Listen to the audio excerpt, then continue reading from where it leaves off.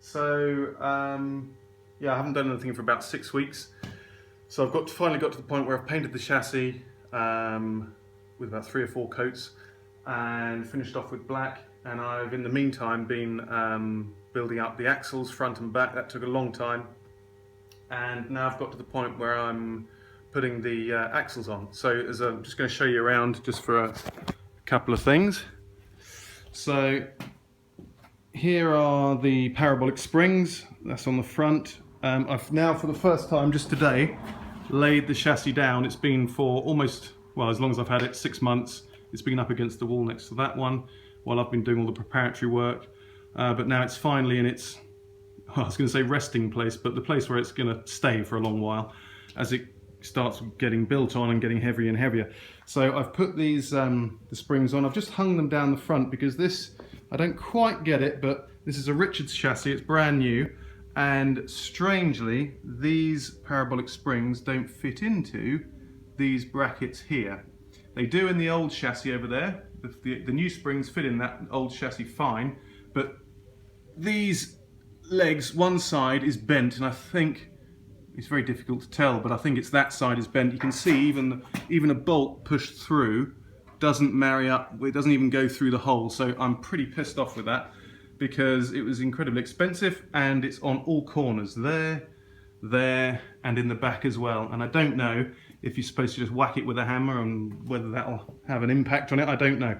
But anyway, as we go around here to the back, oops. So that is I'm just putting the axle into place there. I've just moved it off there because I've got the plates for the I was just going to put those in there like that. They go on there, and then basically the axle slots in there a bit further forward. There you go, in. So that's looking pretty cool, I must admit, because everything's been redone. That's the pan, the diff pan I welded on myself, which took forever to get watertight, or indeed oil tight.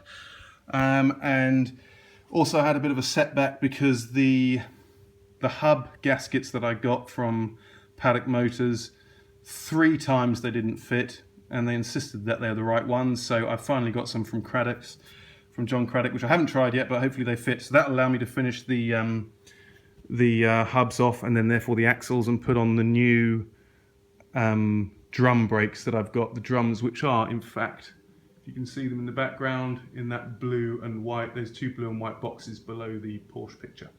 So those will go on eventually, and I've chopped this up a little bit so I can jack it up afterwards because I know it'll be too heavy to lift. Once I've got that issue with these blasted brackets here, that not fitting into that, which is very strange, but there we go. I'm sure it'll be fine in the end. And also, Richard chassis, they use a different method here for putting the bushes in. They've got sort of like bushes instead of like the original ones, and it just seems very strange because they sort of fall. When you tighten them up, they just sort of push over like a flange. It just pushes over, and I don't think that's correct. It doesn't seem right anyway. So we'll see. I'll have to ask them on Monday because, of course, on Saturday they're not there.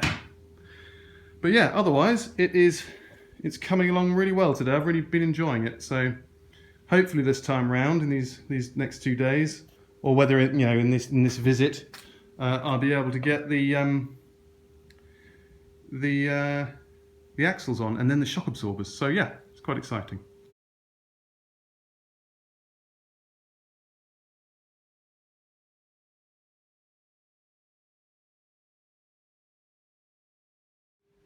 So I thought I'd have a look at the engine today, because I've got pretty much as far as I can with the hubs and stuff.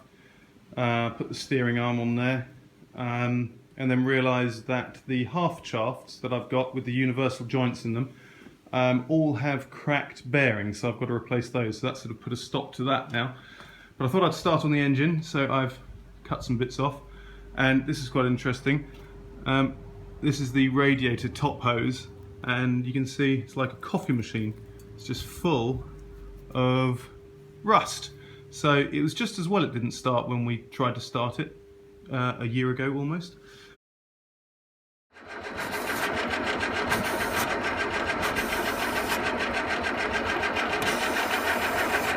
because that would have gone into the engine. That means I've got to do a flush of the cooling system.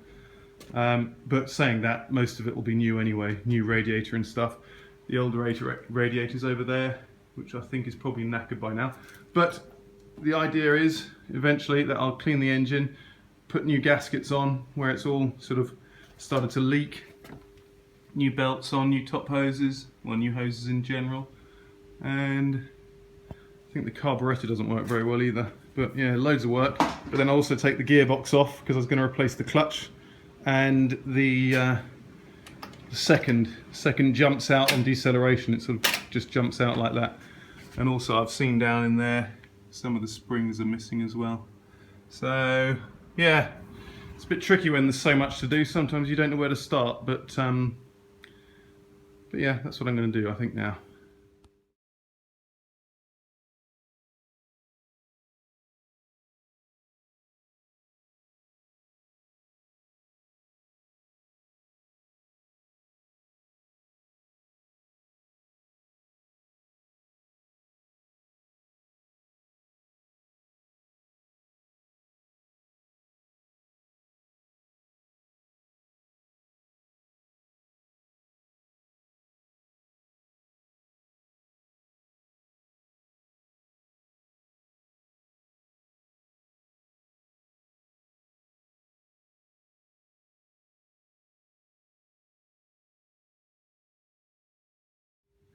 So this is me getting the steering relay out of the chassis.